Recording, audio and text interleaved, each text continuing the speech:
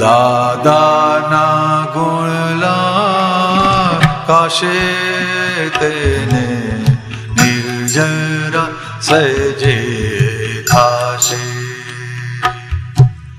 દાદાના ગુણલા ગાશે તેને નિર્જરા સજે થાશે. મહાનિર્જરા સજે થાશે. સચ્ચિદાનંદ એટલે આપણે વાત થતી હતી સમજણની. સમજણ તો દાદા ભગવાને જે દ્રષ્ટિ ખુલ્લી કરી ને એટલે શું થયું કે છતી સમજણ ખુલ્લી થઈ, સાચી સમજણ ખુલ્લી થઈ.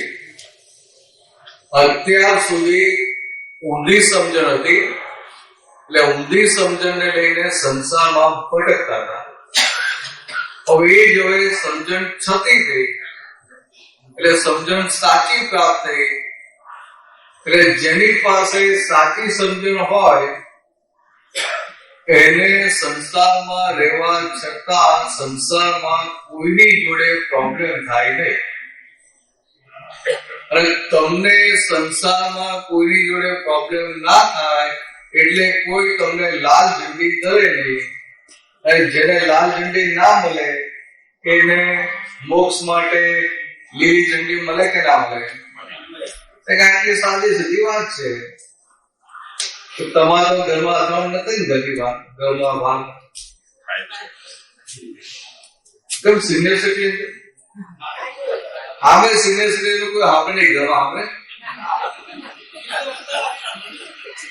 દીકરો ક્યાં કરવું પડે ને કે વહુના ક્યાં કરવું પડે ને સાસુ ને ખબર. તમે ભલે તમે વહુ હતા ત્યાં સાસુ નો રોપ હતો, હવે તમારો રોપ નથી રહ્યો. રોપ નથી રહ્યો એ ખૂંચે નહીં, આપણો રોપ નથી રહ્યો ખૂંચે નહીં અને એ સંજોગોનો પ્રેમથી સ્વીકાર થાય એટલે એ સમજણ છતી કહેવાય. તો દાદા ભગવાને બધે બીજું કશું જ કર્યું નહીં, ખાલી અમે સમજણ છતી કરી આપી છે. એટલે જ્યારે ત્યાં દાદાએ એટલી સરળતાથી સમજણ છતી કરી આપી અને છતી સમજણ વપરાયા કરે એટલે સંસારમાં રહેવા છતાં જલ કમળો છીએ આપણે અનુભવમાં આવે. એટલે અનુભવમાં આવે તો કામનું. બાકી હું ગમે એટલું કહું ને કે મને જ્ઞાન મળ્યું છે કે મારે આમ છે કે તેમ છે, બધી વાત સાચી. એ બધો સ્થૂળ વ્યવહાર થઈ ગયો, સ્થૂળ વ્યવહાર. પણ સમજણ છતી થઈ, સંસારમાં રહેવા છતાં સંસાર અડે નહીં તો સમજવું એ કામ થયું. સમજાય ભાઈ? પૂછ્યું એટલે પ્રશ્નો કરજો ભાઈ. હા બોલો. કહી શકે નિશ્ચય શુદ્ધ વ્યવહારમાં બેઝમેન્ટ કરવું રહ્યું છે. અને નિશ્ચય પ્રાપ્ત થયા, શુદ્ધ વ્યવહાર પ્રાપ્ત થાય ત્યારે નિશ્ચય પ્રાપ્ત થાય છે. એટલે શુદ્ધ વ્યવહાર વિશે થોડું પડે. તમે છે ને દાદા ભગવાન એટલા સરળ ને સીધા હતા ને એ ખાલી એટલું જ કહેતા કે નિશ્ચય વ્યવહારના બેઝમેન્ટ પર ઉભું છે. પણ આપણે થોડા બુદ્ધિવાળા ને એટલે શું કહીએ કે નિશ્ચય શુદ્ધ વ્યવહારના બેઝમેન્ટ પર ઉભું છે. આ તો ચલાવીએ ને આપણે ચલાવીએ.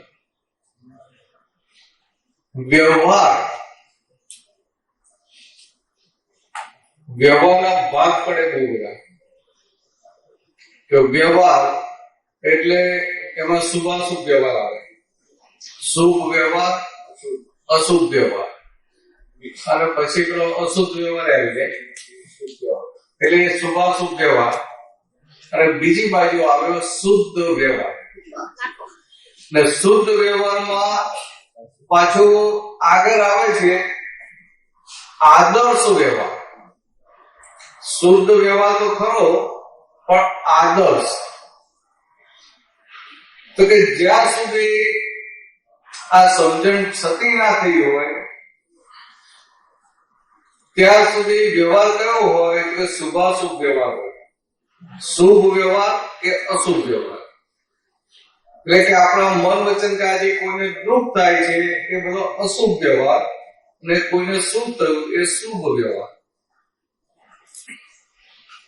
અને આ 5 નંબર 1 ને આપણે જોનારા થયા, આપણે શુદ્ધાત્મા પદમાં રહ્યા અને આ ઉકલતા વ્યવહારને જોયા કરીએ એ શુદ્ધ વ્યવહાર. સમજે કે તમે શુદ્ધાત્મા અને આ શાંતિભાઈનો ઉકલતો વ્યવહાર એને છૂટાડીને જોયા કરો એ શુદ્ધ વ્યવહાર છે. એટલે આપણને બધાને બધા મહાત્માઓને મહાત્મામાં બધા જ આવી જાય, આપણે પૂરા આવી જાય. મહાત્માઓ એટલે શું કે બર્થ નેચરલ જ્ઞાન થયું નથી, કોઈની કૃપાથી પ્રાપ્ત થઈ એટલે બધા મહાત્માઓમાં આવી જાય. આમ સાદી ભાષામાં તો દાદા ભગવાન એમનો વ્યવહારની બધી શુદ્ધિ થઈ ગઈ, છેલ્લું આવરણ ખસ્યું અને આ શુદ્ધાત્મા છું એટલે જે શુદ્ધાત્મા એ જીવનને આ પ્રકાશ ખુલ્લો થયો. આપણને એમની કૃપાથી પ્રાપ્ત થયું એટલે કે ભરેલો માર્ગ એટલે વ્યવહારની અશુદ્ધિ સાથે મળે અને કલ્યાણમાં નિમિત્ત ક્યારે બનાય? વ્યવહારની અશુદ્ધિ જાય ત્યારે. વ્યવહારની અશુદ્ધિ જાય ત્યારે નિમિત્ત બનાય. એટલે દાદા ભગવાન એકદમ સાદી ભાષામાં મૂકી દેતા કે કોઈ તમારી સાથે રહેતું હોય ને તમને આ દ્રષ્ટિ પ્રાપ્ત થઈ, છતી સમજણ પ્રાપ્ત થઈ ને તમને ક્રોધના સંજોગ આવે, અપમાનના સંજોગ આવે,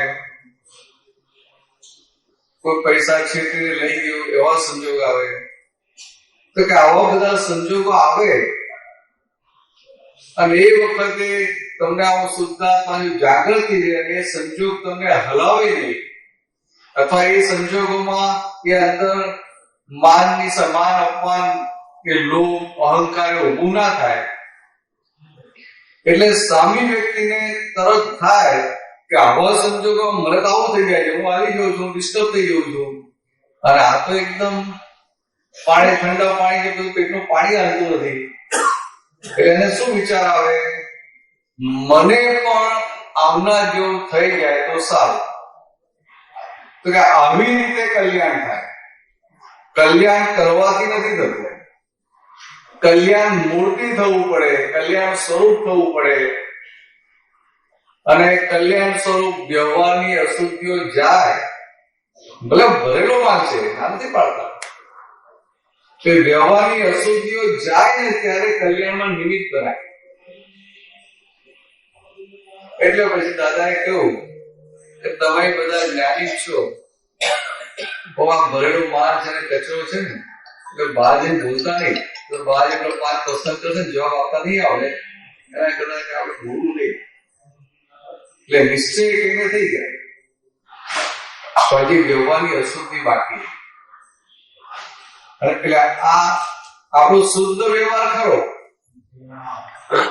પણ છતાંય હજુ આદર્શ વ્યવહાર જે દાદા ભગવાનનો હતો એ આદર્શ વ્યવહાર 100% કહેવાય નહીં. આદર્શ વ્યવહાર કેવો હોય કે જ્યાં જે યોગ્ય છે તે હોય, જ્યાં જે યોગ્ય છે ત્યાં તે હોય. અને આદર્શ વ્યવહાર પુરુષ કેવા હોય કે એમના વ્યવહારથી જગતના કોઈ પણ જોડે દુઃખ ના રહે. મનુષ્યની વાત જવા દો, કોઈ જીવને દુઃખ ના રહે. આદર્શ વ્યવહાર પુરુષ એવા. અને જો તીર્થંકર ભગવાન કેટલા અતિશય હોય, તીર્થંકર ભગવાન પસાર થતા હોય તો આજુબાજુના અમુક ગામના વિસ્તારમાં દુષ્કાળ ના પડે, આમ ના થાય, આમ ના થાય, આમ ના થાય, એટલું બધું હોય. એટલે બધાને સુખ જ મળ્યા કરે. તે આદર્શ વ્યવહાર એ ખુલ્લો થાય એટલે એમના નિમિત્તે, એમના મનથી, વાણીથી, કાયાથી કોઈને દુઃખ થાય નહીં. સમજાય? આ થર્મોમીટર એટલે કે આપણે અહીંયા સુધી પહોંચવાનું છે, પછી મોક્ષ થશે, પહેલા નહીં થાય. મોક્ષ હાથમાં આવી ગયો, હવે કોઈ લઈ જવાનું નથી કે કોઈ છેતરીને લઈ જઈ જાય. પણ આ વ્યવહારની અશુદ્ધિ વાળો ભાગ જે બાકી રહ્યો એ વ્યવહારની, એટલે કે આ ફાઇલ નંબર 1 નું અશુદ્ધિઓ દેખાવી જોઈએ. એ અશુદ્ધિનો સ્વીકાર થવો જોઈએ કે આ બરાબર આ મારો કચરો છે. જો ને દાદા ભગવાન જેવા દાદા ભગવાન ભૂકો પીતા હતા તો શું કહેતા હતા? આ અમારી ખુલ્લી નમ્રાઈ છે, ખુલ્લી. સ્વીકાર કરતા હતા. હવે રક્ષણ કરતા નથી, અમે તો જ્ઞાની છે, અમે કરતા નથી, અમને કશું અડે નહીં એવું કહેતા હતા. તમારે અમારો વ્યવહાર જોવાનું એવું કહેતા હતા. હવે હુક્કો બીજે જોવાનું નહીં, અમારી દશા જેવું કહેતા હતા. તો ક્યારેય નહીં ઉપરથી શું કે અમારી જાગૃતિ કેવી હોય કે જ્યારે જ્યારે હુક્કો પીવાનો સંજોગ આવે ત્યારે અમે અંદર આવી રીતે પ્રતિક્રમણ પ્રત્યાખ્યાન કરીએ કે આ હુક્કો ન પીવાય, ન પીવડાવાય કે ન પીતા પ્રત્યે અનુમોદન થાય. તો આ જાગૃતિ, સમજાય? જાગૃતિ કઈ વાત? એટલે આપણને આ જ આપવું હોવું જોઈએ. એટલે આપણે વ્યવહારને સાઈડ પર મૂકીએ બરાબર છે, પણ વ્યવહારના બેઝમેન્ટ પર નિશ્ચય ઉભો. એટલે આ વ્યવહારનું બેઝમેન્ટ બને કેવી રીતે? આપણને આ વ્યવહાર દેખાય ત્યારે, અને આ ઉકલતો વ્યવહાર એમાં જે પણ પોઝિટિવ નેગેટિવ બધું હોય એ બધું દેખાય, એનો પક્ષ ના લેવાય, એનું રક્ષણ ના થાય, એના માટે ખેદ રહ્યા કરે, ત્યારે વ્યવહારનો ભાગ ચોખ્ખો થાય. અને વ્યવહારનો ભાગ ચોખ્ખો થાય પછી જેમ જેમ વ્યવહારનો ભાગ ચોખ્ખો થાય એમ એ કલ્યાણ સ્વરૂપ ખુલ્લું થતું જાય.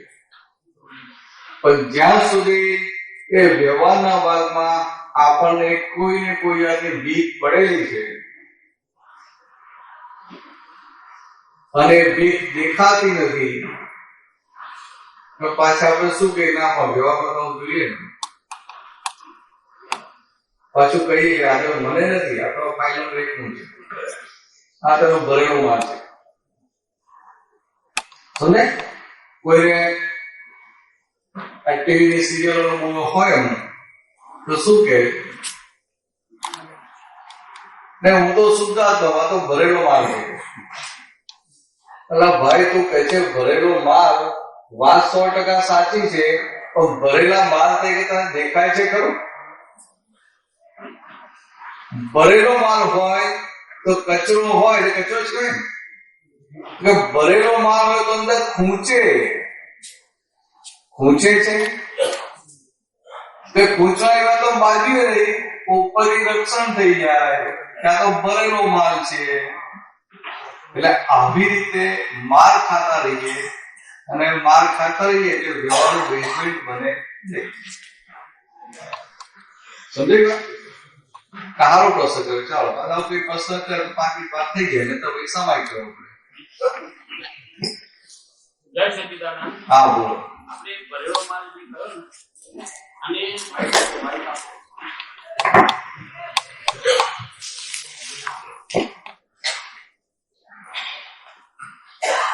જય સચિદાનંદ. જય. આપણે જે આ વાત કરી અને મહાત્માઓને સારી કક્ષામાં મૂકી દીધા સિનિયર. પણ દાદા ભગવાન તો જ્ઞાની હતા એટલે 356 ડિગ્રી પહોંચ્યા હતા.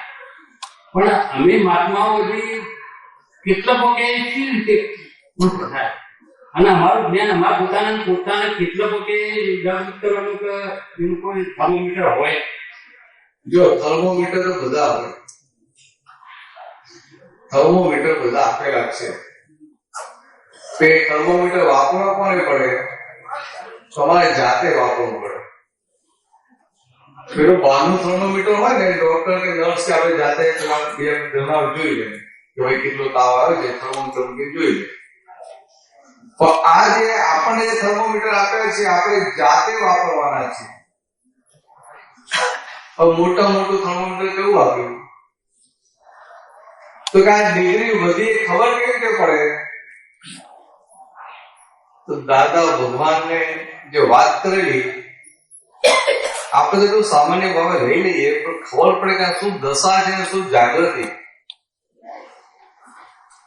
દાદાને પૂછ્યું કે તમને કઈ રીતે ખબર પડી કે મય ભગવાન પ્રગટ થયા છે? એટલે આપણને શું લાગે ભાઈ ભગવાન પ્રગટ થયા ખબર તો પડે જ ને. તો દાદાએ શું કીધું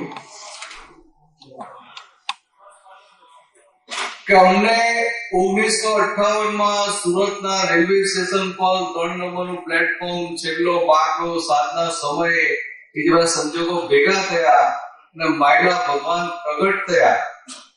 કે માયલા ભગવાન પ્રગટ થયા 360 ડિગ્રી પૂરા થયા, પ્રગટ થયા 360 પૂરા, અને કે અમારી 356 ડિગ્રી,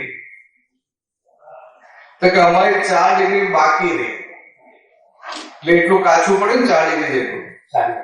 તો કે 4 ડિગ્રી જે ભૂલો હતી એ માય ભગવાન જે 360 ડિગ્રી ખુલ્લા થયા એટલે માયલા ભગવાન અમને ભૂલો બધા એ ભૂલો દેખાય. એ કેવી ભૂલો છે પાછી? તો કે અમારામાં સ્થૂળ કે સૂક્ષ્મ ભૂલો તો રહી જ નથી. દાદા શું કહે છે કે સ્થૂળ ભૂલો કે સૂક્ષ્મ ભૂલો રહી નથી. આપણામાં સ્થૂળ ભૂલો હોય કે ના હોય?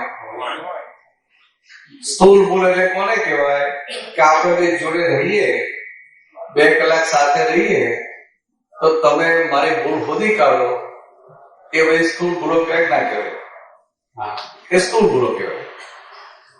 તો એની સામે દાદા ભગવાન શું કહેતા હતા કે આ દુનિયાનો બુદ્ધિશાળીમાં બુદ્ધિશાળી વ્યક્તિ અમારી સાથે દિવસ રાત 6 મહિના રહે તો અમારી એકેય ભૂલ શોધી શકે નહીં. કે દાદા અહંકાર કરતા હતા? તો કે ના, એની આ દશાની ખુમારી હતી. આજે એમની દશા હતી એની ખુમારી હતી. એટલે સ્થૂળ ભૂલો એમાં રહી નથી, અને સૂક્ષ્મતમ અને સૂક્ષ્મતમ ભૂલો જે ફક્ત અને ફક્ત એમના કેવળ જ્ઞાનને બાધક હતી, એ ભૂલો એ જ્ઞાન પ્રકાશમાં અમને દેખાતી હતી. એટલે કે અમને ખબર પડી મય જે ભગવાન પ્રગટ થયા જે પૂર્ણ રૂપ છે. સમજાય વાત? સાચી વાત. હવે આપણને તો દાદાનામાં સ્થૂળ ભૂલો નથી રહી, પણ આપણને તો એ જ જ્ઞાન કૃપાથી મળ્યું ને. એટલે કે ભરેલા માલ સાથે મળ્યું ને, કલયુગના ભરેલા માલ સાથે મળ્યું ને. તો કલયુગનો ભરેલો માલ તો બહુ સુંદર હોય ને, કચરો છે એ તો લખતા જ દાદાનો કચરો જ લખતા. પોસ્ટકાર્ડ આવે ને, જયારે જયારે પોસ્ટકાર્ડ આવે ત્યાં લખે, નીચે લખે દાદાનો કચરો. કચરા ભાઈ ના ભલે શું લખે? દાદાનો કચરો. તો આ કચરો, આ ભરેલો માલ, કલયુગનો માલ એટલે કચરો જ હોય, એનો આપણે વાંધો નથી. આપણે માલનો વાંધો નથી ઉઠાવ્યો. પણ માલ જે ફૂટે છે એમાં બીજું કઈ ના સમજાય તો એનું પ્રમાણ મોટામાં મોટું કેટલું કે હજુ બીજાની ભૂલો દેખાય છે, હજુ બીજાની ભૂલો દેખાય છે કે ફાઇલ નંબર 1 ની ભૂલો દેખાય છે? બોલો તો ખરા, હા કે ના તો બોલો.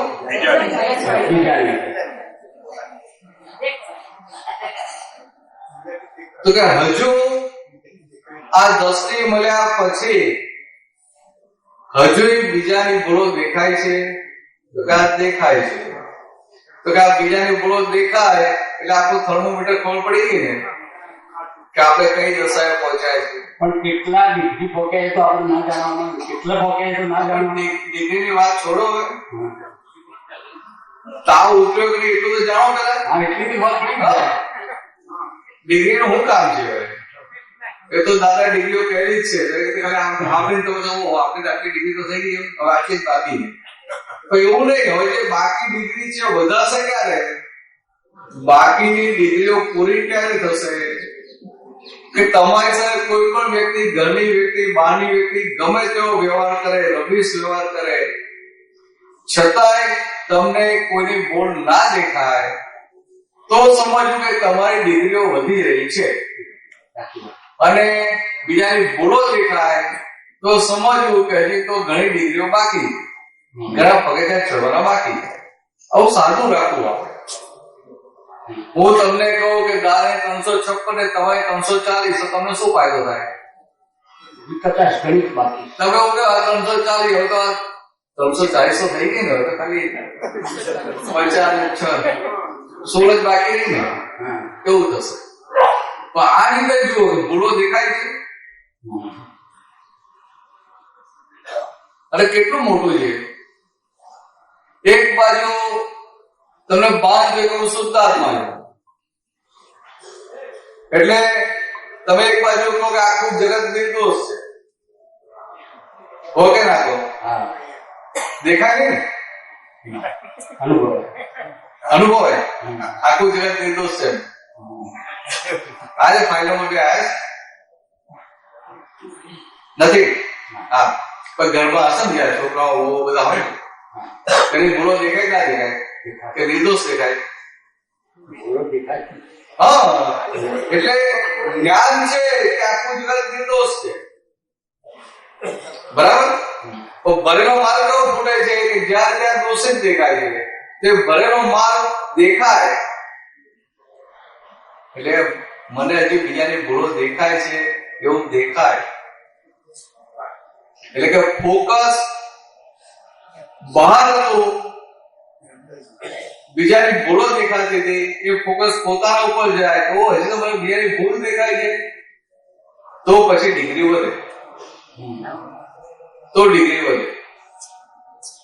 અને આમ જોવા જઈએ ને, શું નામ તમારું? મારું નામ ભીખાભાઈ. ભીખાભાઈ, કયા ગામથી આવો છો? વિસનગર. વિસનગર. અચ્છા. જો ભીખાભાઈ, આ જેટલા ભગવાન થઈ ગયા ને, ભગવાન રામ થઈ ગયા કે ભગવાન મહાવીર થઈ ગયા, તો કે એમને આ જગતમાં કોઈની ભૂલો દેખાતી હશે? પોતાને જ દેખાય. ના, હું તો પૂછ્યું એટલે દેખાતી હશે, હા કે ના? તમે તો આગળ વધી આવ્યો, પોતાની દેખાય. જ્યાં તમને બધું દેખાતું હોય ને, ભગવાન નામ દેખાતા, મહાવીર ભગવાન દેખાતા હોય કે પોતાની ભૂલ જુએ, એવું તમે તો વાત કરો છો. એક સમજવા માટે કે આપણા ભગવાન થઈ ગયા, એમને કોઈની જગતમાં કોઈની ભૂલ દેખાતી હશે? અને આપણને દેખાય ના દેખાય? કેમ દેખાય? પેલો ભૂલ કરે છે એટલે, પેલો ભૂલ કરે છે એટલે ભૂલ દેખાય છે. બહુ થોડી નોટી છે એટલે ભૂલ દેખાય છે. બહુ થોડી આડી છે કે છોકરો આડો છે એટલે ભૂલ દેખાય છે. કે બહુ સેવા નથી કરતી એટલે ભૂલ દેખાય છે. તો કે આ ભગવાન મહાવીર કે ભગવાન રામ થઈ ગયા કે સિમંદર સ્વામી કે દાદા ભગવાન, એ કેવા પુરુષો થઈ ગયા, કેવી દશાવાળા પુરુષો થઈ ગયા કે એમને કોઈની ભૂલો દેખાતી નથી. વાત સાચી, તો કેમ નથી દેખાતી? તો કે આખું જગત જગતનો કોઈ જીવ કરતા છે ખરો? ના. કરતા નથી. તો કરતા નથી તો જગતમાં કોઈ રીતની ભૂલ છે ખરી? તે ભૂલ જ નથી. જગત નિર્દોષ. હવે ભૂલ જ નથી એટલે ભૂલ વગર આ જગતને આપણે ભૂલ વગર જોવાનું છે. એના બદલે આપણે શું કહીએ કે આ તો છોકરો જ્યાં કેવો છે બધું ભૂલી જાય ને જ્યાં ગર્વ સ્વભાવ છે તો આપણે જ્ઞાન મળ્યું ને આપણે તો મહાત્મા થયા ને એટલે હવે આપણે ભૂલો જોવાની નહીં. સમજાય વાત હું જે કહેવા માંગુ છું? હા. એટલે એને ભૂલ વાળો જોઈ અને પાછો અહંકાર ઉભો કર્યો કે આપણે ભૂલ જોવાની નહીં. એ ગમે તે કરે આપણે ભૂલ જોવાની નહીં. આપણે ત્યાં દાદાએ કહ્યું છે કોઈની ભૂલ જોવાની નહીં. અલા પણ બુઆ એ તો સમજો કે દાદા ભગવાને નિર્દોષ જગતને નિર્દોષ જોયેલું. ભગવાન મહાવીરે નિર્દોષ જગતને નિર્દોષ જોયેલું.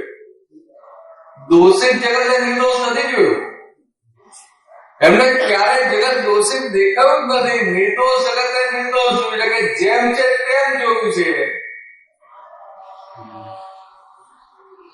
આ સમજાય ને એટલે એ ડિગ્રી આપણને ખબર પડે કે આપણે કઈ ડિગ્રી પર છીએ. પણ એક આધ્યાત્મિક કેન્દ્રમાં અમે પ્રયોગ કરેલો અને અમે નિષ્ફળ ગયા હતા. એ 4 મહિને એમનો ટેસ્ટ લેવાય છે. ધારો કે રુદ્ર જ્ઞાન આત્મજ્ઞાન આપણે સમજીએ છીએ પણ એનો જયારે ટેસ્ટ લેવાય છે ત્યારે આપણે જે જવાબ આપવા પડે છે 4 મહિના જો તમે ત્યાં રહ્યા હોય તો ત્યાં એ ટેસ્ટ લેવાય છે. તમે કેટલા ભોકે અથવા તો તમે ત્યાં કયો છો એનો એક ટેસ્ટ લેવાય છે. એટલે એ જ્ઞાન સાચું કે આપણે બધું ચાલુ રાખીએ છીએ જાતે. જો તમને કે હું તમને કહું કે આજે તમને ગુસ્સો આવે છે કે એની પરીક્ષા લેવાની છે અને પછી તમને જ્યાં ત્યાંથી હરિયો કરું તો એ તમે તમારા ગુસ્સાને દબાવીને રાખો કે ના રાખો? ખરેખર તો નોર્મલ સંજોગોમાં નોર્મલ થઈને રહીએ. નોર્માલિટીમાં એટલે કે આ ભીખાભાઈને મારે પાસ કરવા છે, પાસ થવું જેવું હોય નહીં. આ પરીક્ષામાં પાસ થવું જેવું હોય નહીં. પરીક્ષામાં પાસ થવું એટલે શું થાય કે આવું જો હું આમ બોલીશ તો ફેલ લઈશ, આમ બોલીશ તો ફેલ લઈશ. એટલે પછી ઓટોમેટિક પોતે બોલનારો પોતે કરનારો થયો કે ના થયો? તે પોતે બોલનારો કે કરનારો થયો એટલે પાયામાં ફેલ થઈ ગયો. દાદા ભગવાનની વાતો બધી અલૌકિક વાતો છે. પાયામાં પાસ કરી દીધા તમે એટલે કરતા પણ રહ્યું નહીં, ડુઅરશીપ રહી નહીં, પાયામાં પાસ કરે. અને હવે જો બીજો બધો ભાગ એ ખાલી થશે અને એમાં તમે પાયામાં મજબૂત, આજ્ઞામાં મજબૂત એટલે એ તમને દોષિત દેખાશે નહીં. એમ કરતા કરતા છેલ્લે જે 2-4-5 હતા એ સંજોગ આવશે કે નિર્દોષ જગત નિર્દોષ દેખાશે અને જયારે નિર્દોષ જગત નિર્દોષ દેખાશે એટલે પછી મોક્ષે જઈશું. અત્યારે તો દોષિત જગત જ નિર્દોષ દેખાતું.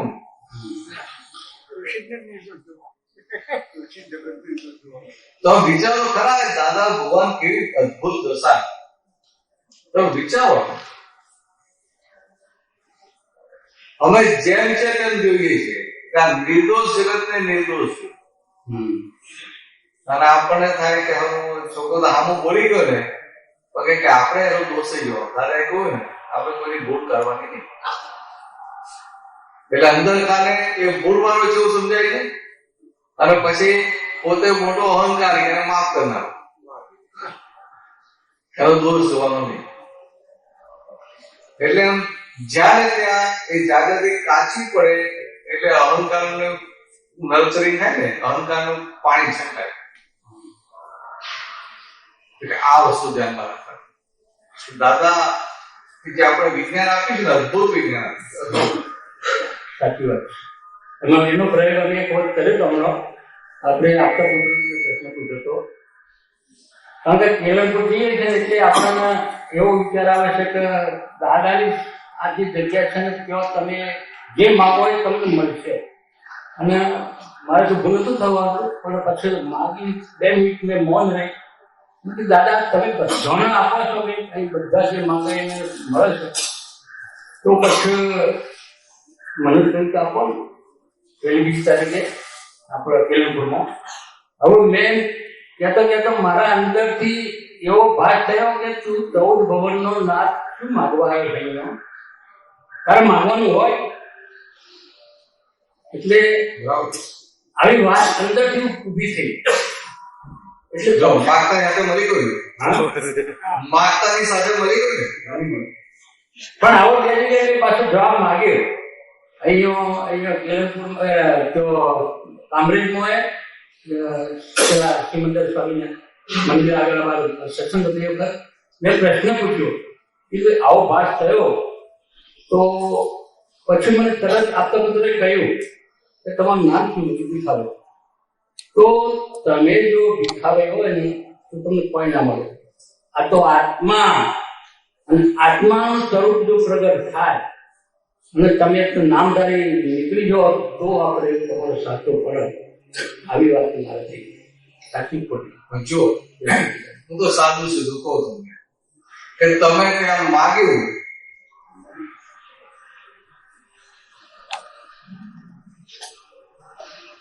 ને તમને અંદર જ દેખાયું કે બધું 14 લોકોનો નાચ છે, શું માગે છે? હા, તો તમે જે માગ્યું એનાથી વધારે મળ્યું કે ના મળ્યું? મળી ગયું. તો કે આ જ અનુભવ એટલે પહેલી બીજી આજને આ તરત યાદ આવી ગઈ. તું જે નામ તમે માગ્યું એનાથી વધારે મળ્યું. આ જે સમજણ પરનું જે આખું જે આવરણ ખસ્યું, આટલી આ સમજ પડી કે તો 14 લોકોનો નાચ છે, કે તો 14 લોકોનો નાચ છે, તે શું માનતા હતા કે આ ભગવાન 14 લોકોનો નાચ છે? હિંમત એ હતી. અરે આપણે ખાલી સાધારણ પૂછ્યું ને, આમ સત્સંગમાં નવા આયા હોય ખાલી પૂછ્યું ભાઈ તારે ભગવાન થવું છે? થોડો ગભરાઈ જાય, ના ભગવાન હતો ક્યાં? કે સાચો કે ઇન્સાન થાય તો બહુ થયું કે સાચો ભક્ત થાય તો બહુ થયું. એના બદલે તમને કેટલે શું રહ્યું કે 14 લોકોનો નાચ છે, શું માગે છે? સમજાય? એટલે તમે જે માગ્યું એના કરતા વધારે મળી ગયું.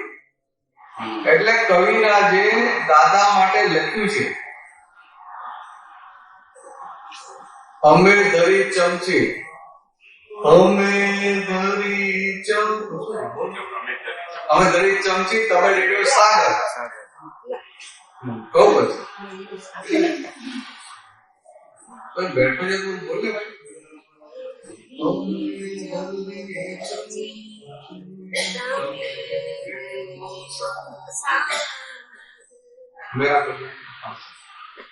કવિના જે પદ છે એમાં લખ્યું કે અમે તમારી પાસે ચમચી લઈને માંગવા આવ્યા,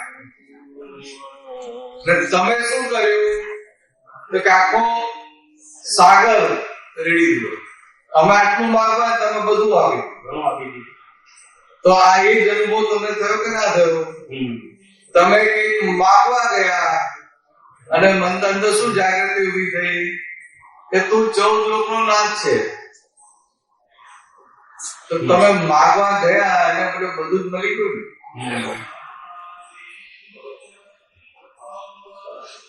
આ દાદા ભગવાનનો ઐશ્વર્ય જાગૃત થાય આપણા પરમ પવિત્ર પુરુષ, પરમ પવિત્ર પુરુષ કે જેને આ દુનિયામાં કોઈ પણ પ્રકારની ઈચ્છા, દાદા તો ભીખ કરે, કોઈ પણ પ્રકારની ભીખ રહી નહીં. સંસારના કોઈ પણ વિનાશી સુખની ભીખ રહી નથી. એટલા માન છે, લક્ષ્મી છે, પૈસા છે, વિષય છે, તો બરાબર મોટું મોટું, પણ નાનું નાનું નહીં.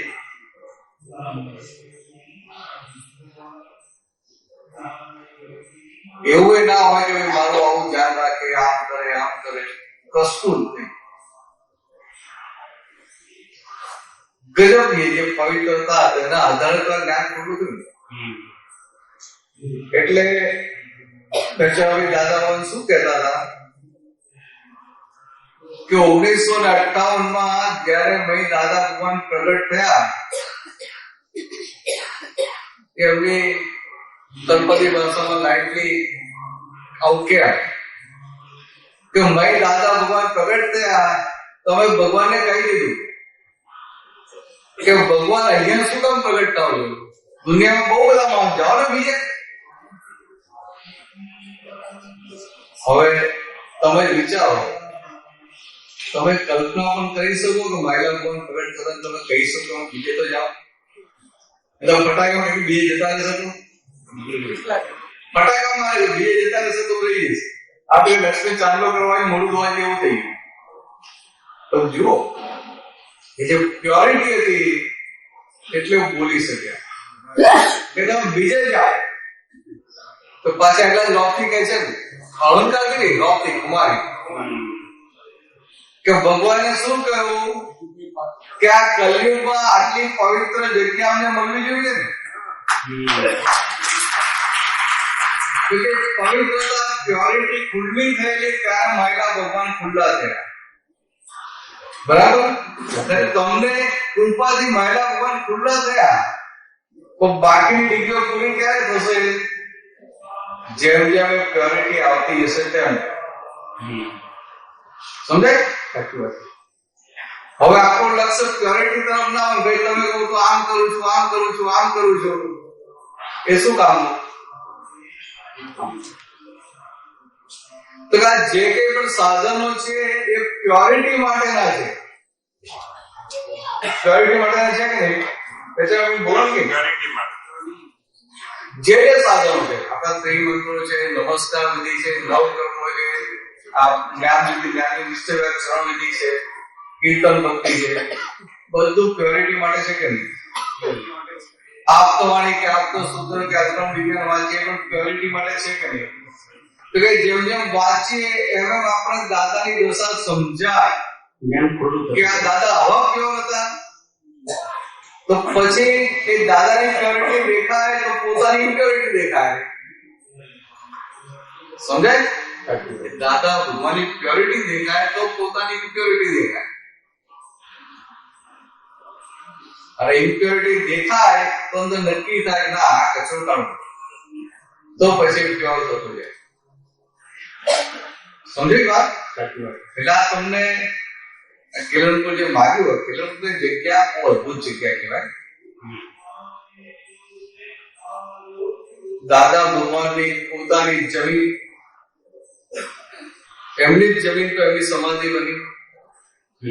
એ જગ્યા દાદા કેટલાય વર્ષોથી કેટલી વાર પગલા થયા ત્યાં, એમના ચરણ કમળ ત્યાં પડ્યા. સૌથી પહેલી ગુરુ પૂર્ણિમાની શરૂઆત થઈ 74માં, તો સૌથી પહેલી જાહેરમાં ગુરુ પૂર્ણિમા ઉજવવાની શરૂઆત થઈ કેલનપુરથી. દાદા ભગવાનની સમાધિ કેલનપુર. તમને બહુ ભાવ આવે તો તમારા ખેતરમાં સમાધિ મંદિર બનાવાય ખરું? બીજું ક્યાંથી બનાવાય? આ વાત તો સમજ. તો કે એવો અદભુત સ્થળ કહેવાય ને. જો ને આ વખતે 111મી જન્મ જયંતિ ત્યાં છે ને કેલનપુર, તરસાલી 3 કિલોમીટર છે. તો તરસાલી એટલે શું? દાદા ભગવાનની જન્મભૂમિ, દાદા ભગવાનની પાવન જન્મભૂમિ. દાદા ભગવાન મોસા તરસાલીમાં, અને બચપન એમનું તરસાલીમાં ગયું. અને જ્યાં આપણે જન્મ જયંતિ ઉજવવાના છે એ રોડની સામે જે તલાવ છે એ તલાવમાં દાદા ભગવાન નાતા હતા. નાના હતા ત્યારે. પાછા દાદા વાતો કરતા, હસતા વાતે કરે કે અમે નવા પડીએ ને કે બેસ પર બેસી જઈએ, બેસ પર બેસી સામે જઈએ. અત્યારે છોકરાને આવું વાત કરીએ તો બહુ હસવું આવે. એ જમાનો એવો હતો 100 વર્ષ પહેલા કે તળાવમાં નાવા પડે એટલે તો ચડી જાય, છોકરાઓ પણ તો ચડી જાય. પછી બેસમાં આપણું પૂછું કે લઈ જાય આગળ તો તરુણ આપણે. તો આવી જગ્યા જ્યાં દાદા કેટલાનો પરમાણુ હોય ત્યાં આ 111મી જન્મ જયંતિ છે. અદ્ભુત કહેવાય છે. કુદરતી સંયોગ છે ને, અદ્ભુત સંયોગ છે. તો કે ત્યાં આ થયું ને એવી જગ્યાએ જે કિરણપુર દાદાની સમાધિ પર તમે માગ્યું એટલે મળે જ ને. એટલે કવિએ તેનું લખ્યું કે અમે દહીં ચમચી તમે રેડ્યો સાગર. હા ગાઓ ચાલો. અમે ધરી હથે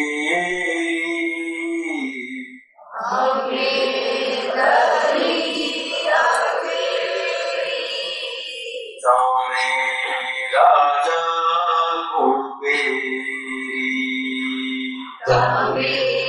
રાજા કુબેરી અમે ધરી ચમચી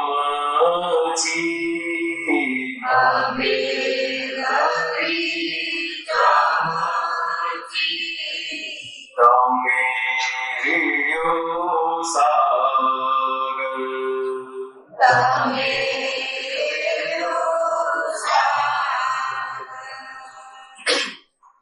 જો કેટલા વર્ષો પહેલા આ કવિરાથી લખી ગઈ. વર્ષો પહેલા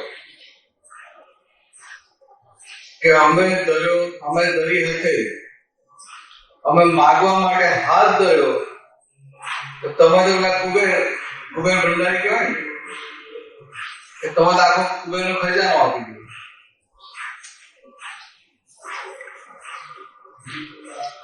અને બીજી બાજુ કે છે કે અમે દરી ચમચી તમે રેડિયો સાગ. આપણને માગતા નતું આવડતું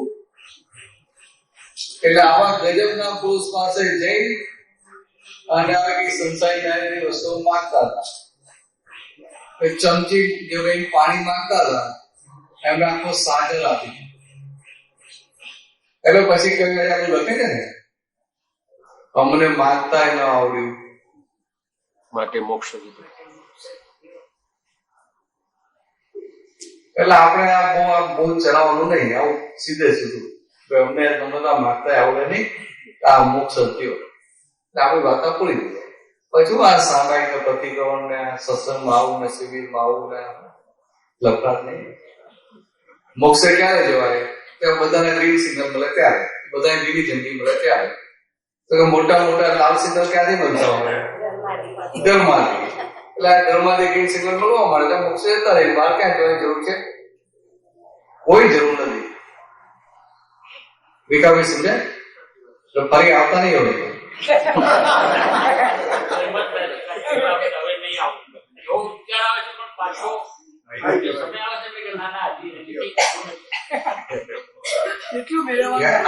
આ સત્સંગનું આ દાદા ભગવાન આશ્ચર્ય કે કેટલા નવા નવા આવ્યા હોય ને તો વિચાર કે કાલથી તો જવું જ નથી. તમને આમ બનેલી હકીકત કહું. નાઇજીરિયામાં લેગોસમાં એક બેન આવતા સત્સંગમાં ગીતાના અભ્યાસો ત્યાં ગીતા આશ્રમમાં બધું મેરેજ બધું કરતા હતા. એટલે એમના ગુરુ પણ ખરા, ગીતા ઉપર બધું ચાલતું. આવે પ્રશ્નો કરે અને બધું એમના જેવું સેટ થઈ જાય. પાછું પેલા ગુરુ કરેલા એટલે શું થાય કે ના ભાઈ મેં ગુરુ કરે ગુરુને જ પકડી રાખો, બીજે જો નહીં હોય ને કે આપણે એક અન્યાસ હોય વૈષ્ણવ ના કે અન્યાસ હોય, બીજાનો આશ્રય એક જ જનો આશ્રય. તો પાછા હાજે જાય સત્સંગ પૂરો થાય એટલે કે ખરા કે મારા ગુરુ છે ને મને અંદર બહુ કેમ પઝલ થાય છે, એટલે કે મેં નક્કી કર્યું છે એટલે કે કાલથી હું આવવાની નથી. બિચારો પ્રેમથી કઈ ખરા કે કાલથી હું આવવાની નથી. એટલે કે તમારી વાતો બધી મને ગમે છે તો કે મારા ગુરુ છે અને વર્ષોથી ગુરુ કરેલા છે એટલે હું તો કે એમની હા કરીશું. એટલે હું ભાઈ વાત કશો વાંધો નહીં, ના આવતા કાંઈ. તો પાછા બીજે દિવસે સત્સંગના સૌથી પહેલા જ આવી ગયા. સૌથી પહેલા જ આવી ગયા. એટલે પાછું હું પૂછ્યું કરું તમે કાલે મેં તમને કહ્યું કાલથી ના આવતા કેમ આવ્યા?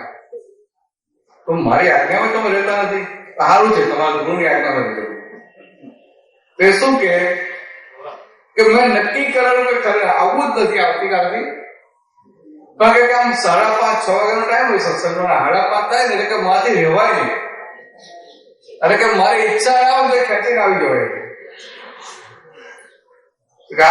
દાદાનો જે સત્સંગ છે ને, દાદાનું યસ્તામ કર્મ ને ઐશ્વર્ય એવું બધું છે કે તમારું કશું ચાલે નહીં. તમારું કશું ચાલે નહીં. કિલ્લાવાડી વાળા કાકાએ લખ્યું ને, કોણ જાણે કેમાં ઈ આવું થાય છે. હા બોલો બોલો ને. કોણ જાણે કેમ અહીં આવું થાય છે. કોણ જાણે કેમ અહીં આવું થાય છે.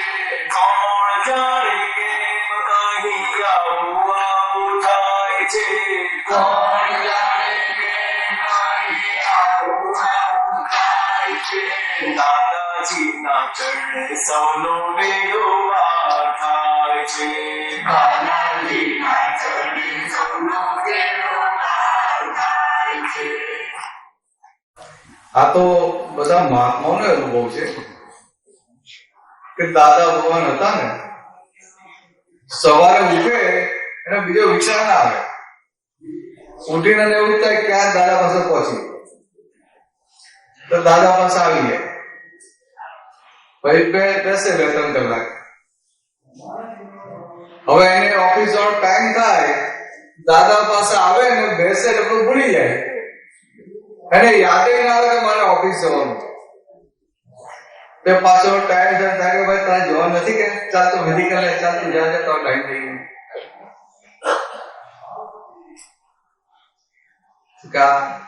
કલ્યાણ સ્વરૂપ દશા હોય ને, એ એવા પુરુષ હોય કે એમની હાજરીમાં જગત સહેજા સહેજ વિસ્મૃત રહે, વિસ્મૃત કરવું પડે નહીં. જગત વિસ્મૃત થઈ જાય. અને આમ તમે બહાર જાઓ ને, જગતને વિસ્મૃત કરવા લાખ પ્રયત્ન કરો તો વિસ્મૃત થાય નહીં. પછી પેલો પેગ લગાવો ને વિસ્મૃત થાય જુદી વાત છે. તમે નહીં લગાવતા, નથી લગાવતા. આપણે રાજસ્થાન જે વાંધો નહીં બોલાય, હા કે ના બોલાય. ગુજરાતમાં બોલે કે હા લગાવું તો પકડી લેવું. આ વખતે અમારે એવું બન્યું કે સમૂહ લગ્નની 15મી તારીખ હતી, આવતીકાલે મારા 2 ભત્રીજાનો લગ્ન જ હતો. એમને પૂછ્યું મિત્રો ટીવી જોડકો જવાના છે દાદા ભગવાનનો, અમારા નાના ભાઈ બેઠા છે, એમને તો રિઝર્વેશન કરાવ્યું. મારો વિચાર આ ના તો કીધું લગ્નમાં જવાય કે અહીંયા સત્સંગમાં જવાય દાદા ભગવાન. પણ મને એમ કહ્યું કે તારા આ લગ્ન તો થવાનો જ છે, તમે નહીં જો તો થવાનો જ. એટલે એ પડતું મૂકીને આ મન અહીંયા લાગે દાદા ભગવાન. એ કચરત કહેવાય. સારું કામ તમે ઘણા બધા રજા આપી, એ લોકો કન્વિન્સ થઈ ગયા. હા, એટલે મોટું કહેવાય. એટલે આવું છે, આ અદભુત જગ્યા છે. તો જગત સહેજા છે વિસ્મૃત ને વિસ્મૃત કરવું ના પડે. અને આમ જગતને વિસ્મૃત કરવા જાય ને તો એક સમય માટે વિસ્મૃત થાય નહીં. અને અહીંયા જગત યાદ જ આવે છે. એટલે કવિરાજે પદો લખે, એમના અનુભવના પદો લખે. એટલું લખ્યું ને, જગત ભરની વિસ્મૃતિ એક જ આપ સ્મૃતિ. અરિહંત મારા દાદા ભગવાન. હવે આ જે લખે છે ને, જૈનોને પૂછો ને કે આવું કેવળ અરિહંત મારા દાદા ભગવાન ફટાકા મારે કે આ વિધાનતા થઈ જાય ભગવાન. પણ એ 4 જ ડિગ્રી બાકી છે. સર્વજ્ઞ દશા ખુલ્લી થઈ ગઈ, પણ સર્વજ્ઞ બોલાય નહીં એટલે કારણ સર્વજ્ઞ કહે છે. એ દશા છે માટે આપણને જગતની વિસ્મૃતિ રહે. એ દશા છે માટે કેટલી વાર પતિ પત્નીમાં ઝઘડો થયો હોય અને બંને મહાત્મા હોય તો દાદા પાસે આવે તો બંને નક્કી કરે દાદાને બધી વાત કરવી. આવીને બેસે ને 3 કલાક સુધી બેસે, યાદ જ ના આવે. 3 કલાક સુધી બેઠા, સત્સંગ પૂરો થઈ જાય, યાદ જ ના આવે. પછી ઘરે જઈને યાદ આવે તો કેમ રહી ગયું. સમજે? આને ડિગ્રી કહેવાય. ડિગ્રી જે કહી છે આને ડિગ્રી કહેવાય. આપણને સાંભળવાનું ગમે છે ડિગ્રી નહીં. એમની હાજરીમાં આપણી અંદર ફેરફાર થઈ જાય છે, એ દશા છે. એમની હાજરીમાં વગર કઈ કરે, વગર કોઈ પ્રયત્ન, આપણી ઈચ્છા પણ નથી, પણ છતાં અંદરની આખી પરિણતિ બદલાઈ જાય છે. એને દશા કહેવાય. આ તીર્થંકર ભગવાન આવા અને આ દાદા ભગવાન એવા પાક્યા કુદરતી. કોને યાદ જ ના આવે. આ જાડેજા ભાઈ છે ને, પુણ્યનો યોગ કેવો જબરજસ્ત કે દાદા મળ્યા અને કઈક ઇન્કવાયરી ચાલી એટલે એમને સસ્પેન્ડ કર્યા. એટલે પગાર સસ્પેન્ડ કર્યા, પગાર તો ચાલુ રહે, જે 50-80% જે મળતું હોય પગાર ચાલુ રહે અને ફ્રી ના ફ્રી. હા 99%. એટલે જે હોય 99%. તો 99% પગાર મળે, ઓફિસ જવાનું નહીં. હવાર પડે, હવારે ઉઠે એટલે સીધી જે કઈ મળતી લઈને આવી જાય બરોડા. હા સુધી બરોડા રહે એટલે સાતો સત્સંગ પતે પછી પાછા જાય ઉત્તર સંડા. એક ઉત્તર સંડા જાય પાછા એકલા રહી. હમણાં વાઇફ ને લઈને આવે ને, છોકરાઓને બધા લઈને આવે, નાના બધા સ્કૂલમાં ભણતા હોય બધા લઈને આવે. એમને વિચારી ના આવે કે આ મને આ જોબાઈ સસ્પેન્ડ કર્યો છે કે આમ છે કે આમ, કશું જ નહીં. અને છતાંય જગતમાં બીજા બધા હોય ને વ્યવહારિક વિચાર આવે કે આ હવારમાં બરોડા જઈએ છીએ તો આ છોકરાઓને ક્યાં જમાડશું, ક્યાં નાસ્તો કરશું, ક્યાં આરામ કરશું, સાંજે ક્યાં જમશું. અને એ જમવાનું કેવો હતો કે સત્સંગમાં જમવાનું મળતું નતું. સત્સંગમાં જમવાનું નતું. એ 2 કલાક સત્સંગ હોય તો બાવકના હોલમાં પેલા આવે, 2 કલાક સત્સંગ થાય ને પછી કીર્તન ભક્તિ બોલાય ને કરે જાય. જમવાનું તો જવા દો, નાસ્તો મળતો નતો. સંજોગો જેવા હતા, પૈસા નતા લોકો પાસે. ને કોઈનો જન્મદિવસ કે એવું કઈ હોય તો પેલો કઈ પેડા બેડા લઈને આવ્યો હોય તો વાંધો તો પેડો કઈક પેડો મળી જાય. બાકી રામ તારીમાં કશું મળતું નતું. તોય બધા દાદાને ચોટી પડેલા. કયા આધારે? એમની દશા એવી હતી. એમને યાદ ના આવે કે મેં ખાધું છે કે નથી ખાધું. એમની હાજરીમાં મારે ખાધું જ નથી એવું યાદ ના સમજાય. આપણે સમજાય તો ઓહો હજી મારે ક્યાં સુધી પહોંચવાનું છે. કે આવો દાદો અને આવા દાદાની દ્રષ્ટિ આપણને મળી તો આપણું લક્ષ્ય શું હોવું જોઈએ કે આ અવતારમાં જેટલું ચોખ્ખું થાય એટલું કરી નાખવું છે. ના હોવું તો પણ એટલી ડિગ્રી ઉપર ચડે. અને ડિગ્રી ઉપર ચડશે ને ત્યારે તમારે જોવાની નથી, લોકોને દેખાશે. તમારી ડિગ્રી કેટલી વધી એ તમારે જોવાની જરૂર જ નથી, લોકોને દેખાશે. પ્રમાણ આવું હોય ઓટોમેટિક. હા દેખાય. ચાલો પૂછતા રહે, પ્રશ્નો કરતા રહે. મને ગમે આવો પ્રશ્નો થાય ને, એ પ્રશ્નો ના તો મારે મૌન થઈ ગયું પડે.